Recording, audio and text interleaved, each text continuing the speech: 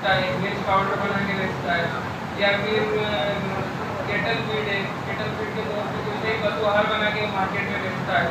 इसी प्रकार किसी भी बच्चे 5 लाख रुपये तक का अधिकतम अनुदान, 35 लाख तक का लोन, 35 लाख एक से अधिक लगाना, फसलें भी हमको एक नहीं लगाना, एक से अधिक लगाना। तो फिर किसानों पर बात आती है कि सर सोयाबीन का क्या विकल्प है, क्या बोलते हैं कि सोयाबीन लगाने क्योंकि ये तो हमारा सीजन लगभग तैयार हो गया। ग्रीष्मकालीन मूंग की बात करें तो इसमें सब बचा नहीं है अभी। खरीफ फसल में फसलों का विविधीकरण, किस्मों का विविधीकरण ये बहुत आवश्यक होगा। इकाई जो मूल्य है उसका है 2225 रुपए, उसका केवल 25% हितग्राही अंशदान जब आप फॉर्म भर के 58 रुपए होते हैं। इसके बाद जब कभी वो 28 दिवसीय रंगहीन चूजे प्रदाय किए जाते हैं एक मुश्त। दूसरी योजना है हमारी विभागीय कड़कनाथ कुक्कुट प्रदाय योजना, जिसके तहत आप बहुत ही प्रसिद्ध मुर्गी की एक प्रजाति, एक नस्ल है कड़कनाथ, उसको वही सेम योजना है, उसमें भी आपको 1100 रुपए मोटिवेट करना चाहती है प्राकृतिक खेती के लिए, ये किसकी करना चाह रहे हैं।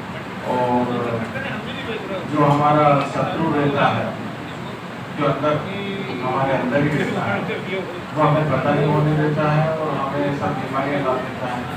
दिमाग जो है वो आपको दिखता है। तो उससे शासन चाहती कि हमारी जो अगली पीढ़ियाँ हैं वो तंदुरुस्त रहें, वो बड़े इसके लिए प्रोजेक्ट का जो काम है। और इस संबंध में आपसे कुछ अगर पूछना है तो आप उसके साथ तो ये है जब उसमें हरी भुट्टे में जब दाना आ जाता है अपने खाने के लायक का, लगभग दूध की स्थिति में मक्का कटती है और उसका बारीक मुद्दा बना के थैले में लाया जाता है। जहाँ पे अपना प्लांट लगा है वहाँ पे बेरल मशीन है। बेरल मशीन 1 मिनट में 1 कुंटल मक्का को पैक कर देता है। उसमें ऑक्सीजन की मात्रा नहीं रहती है, एनाबुलेट नाम का एक केमिकल होता है, तरीके से उस फसल में से अलग हो जाती है। उसके बाद हमने एक मशीन लगाई है, उसको डीप स्टोनर कहते हैं। डीप स्टोनर में आपकी जमीन में जिन पार्टिकल में आयरन की संख्या नहीं होती है या जो मैग्नेट में नहीं निकल पाता, उसको हम डीप स्टोनर की मदद से एक अलग मशीन में जो भी अपना माल होता है उसको डालते हैं और उसके बाद उसमें से कंकड़ पत्थर वाला जो मटेरियल है वो अलग हो जाता है। और आखिरी में 2 मशीनें रहती हैं जो जनरली सभी प्रोसेसिंग प्लांट, जैसे आधा एकड़, इसमें 2 योजनाओं में भी 2 चीजें हैं। एक है उसमें बायोब्लॉक कौन रहेगा और एक है स्वयं की भूमि में तालाब। जो स्वयं की भूमि में तालाब है वो 1 हेक्टेयर में करने पर 11 लाख रुपए उसकी यूनिट कास्ट होती है 1 हेक्टेयर की, मतलब 2.5 एकड़ की। और उसमें SC ST और किसी भी वर्ग की महिला है उसमें 60% सब्सिडी है। और हरदा में मतलब बहुत सारे प्रोजेक्ट इसके स्वयं की भूमि में तालाब निर्माण के बहुत सारे हैं, कहीं पर भी आप देख सकते हैं। मैंने भी कॉलेज के कार्यक्रमों में आदिवासी लड़की ने उसकी शायद पौधों या कुट्टी की खीर बना के लाई। वो खीर खाई थी, बहुत ही टेस्टी थी। धीरे धीरे अगर इस चीज़ को अपन अपने घर में उपयोग करें तो हो सकता है न्यूट्रिएंट्स की ज़्यादा पूर्ति उस माध्यम से हो सकती है। बाकी कुछ हार्टिकल्चर में भी मैंने किया है, हार्टिकल्चर में पॉलीहाउस भी किया था और अभी 1 हेक्टेयर में आम का बगीचा भी है। वो अभी उतना ज़्यादा तो नहीं आ रहा क्योंकि पौधा उतना मजबूत नहीं हुआ। ड्रिप के माध्यम से सिंचाई का कार्य करें तो कुछ हद तक हम जो है जल संरक्षण का कार्य कर सकते हैं। और इसके साथ ही हम अगर वृक्षारोपण करें तो जो क्लाइमेट चेंज हो रहा है, जलवायु परिवर्तन हो रहा है, उस जलवायु परिवर्तन में कुछ हद तक जो है कंट्रोल किया जा सकता है। आज आप देख रहे होंगे कि टेम्परेचर 42 के लगभग है, 42 के समथिंग पहुंच चुका है टेम्परेचर, बहुत हाई टेम्परेचर है।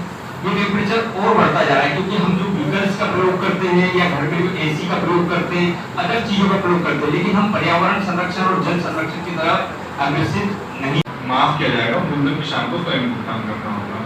इसके लिए अभी सभी सोसाइटियों द्वारा जो है जगह जगह सोसाइटी स्तर पर और ग्राम पंचायत स्तर पर जो है सूचियाँ चस्पा की गई हैं। आप लोगों में से जो प्राप्त किसान होंगे उन लोगों ने अपने फॉर्म भी भर दिए होंगे। यदि कोई किसी कारणवश छूट गया या आपके जानने वाला या आपके कोई परिचित व्यक्ति भी छूट गया हो तो कृपया सोसाइटी से उसका फॉर्म भरा दें ताकि वो प्राप्त किसान अखबारों में सब कहीं सुना होगा कि श्रीलंका की सरकार ने पूरी तरीके से उन्होंने केमिकल बनाना बंद कर दिया। 100% उन्होंने प्राकृतिक खेती घोषित कर दी। स्थिति क्या हुई ये स्थिति हुई कि वहाँ दवाई नहीं, तो वो स्थिति हमको करने की जरूरत है। हमको जरूरत ये है कि हमारे पास अगर 2 एकड़ की जमीन है तो हम आधा एकड़ जमीन में इसकी शुरुआत करें और फिर धीरे धीरे आधा एकड़ अभी किया, आधा एकड़ 3 साल बाद करें। और प्राकृतिक खेती के अगर सारे कंपोनेंट आप प्रयोग करके खेती कर रहे हो तो ज्यादा समय नहीं, सिर्फ ये जो प्रोडक्शन का लेवल अभी आप उत्पादन ले रहे हो इससे ज्यादा उत्पादन लेने में सक्षम होंगे, इसमें कोई शक नहीं। लेकिन आपको 5 साल तक लगातार डटना पड़ेगा। अपने आपके जीवन क्षेत्र में सरसों का उत्पादन काफी लोग ले रहे हैं और उसका क्षेत्र भी बड़ा है। तो इस क्षेत्र में जो है कच्ची घनी प्रत्येक निकालने के लिए इंडस्ट्री लगाई जा सकती है। उसके लिए भी जो है PM की योजना जो है इनके घर हुआ कि उसमें 10 लाख का अनुदान भी दिया है, एकदम 10 लाख का अनुदान है। यदि आपकी 26 से 27 लाख की यूनिट है तो उस यूनिट के लिए आपको PM की योजना 10 लाख का अनुदान उसमें मिल जाएगा।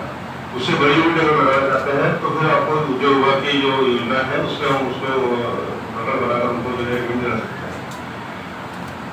इसका मूल्य संवर्धन की बात करें, जैसे गेहूँ आप गेहूँ उत्पादन करते हैं, गेहूँ जैसे आपका हार्वेस्ट होता है उत्पादन केंद्र लाकर जो कर सकते हैं।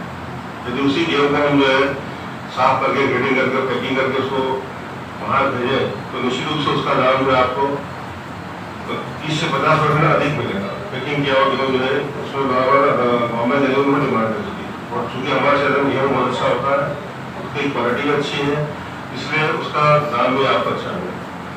उसकी गेहूँ के ऊपर से दलिया बना सकते हैं, गेहूँ का मैदा वगैरह जो बना सकते हैं। उसके लिए जो लगाने के लिए जो है उसमें काफ़ी 40% तक सब्सिडी दी जा सकती है। अपनी दैनिक जीवन शैली में हर संभव बदलाव करने का वचन देता हूँ। मैं अपने दोस्तों, परिवार और अन्य लोगों को पर्यावरण के आदतों के महत्व के बारे में लगातार याद दिलाने के लिए प्रतिबद्ध रहूंगा।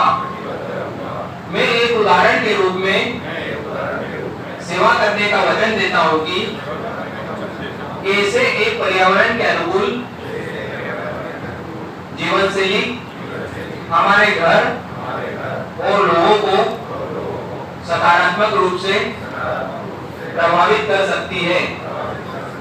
साथ ही अपने घर के सदस्यों, रिश्तेदारों एवं स्वयं के लिए कम से कम 1 एकड़ में रासायनिक खेती के स्थान पर प्राकृतिक एवं जैविक खेती करने का वचन देता हूँ, जिससे कि मानव स्वास्थ्य, पशु स्वास्थ्य, मृदा का स्वास्थ्य एवं पर्यावरण के स्वास्थ्य के लिए संरक्षण की तरह भूमिका प्रतिपादित करने का वचन देता हूँ। धन्यवाद।